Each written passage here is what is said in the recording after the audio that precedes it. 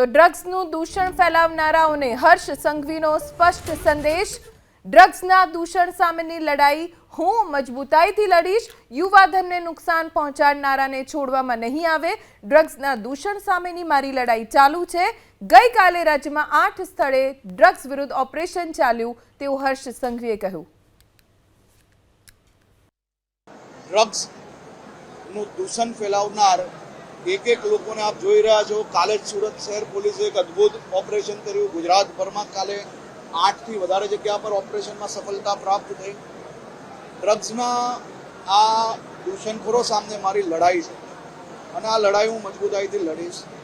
ગુજરાતમાં ગુજરાતના યુવાધનોને નુકસાન પહોંચાડનાર એક લોકોને હું ટીકા કરીને છૂટી જવાની બદલે આ લોકોની સામે મજબૂતાઈથી લડીશ અને લડીને આ દૂષણને સાફ કરવામાં સમાજના સૌ લોકોને સાથે રાખીને આ દૂષણની સામે લડતો રહીશ।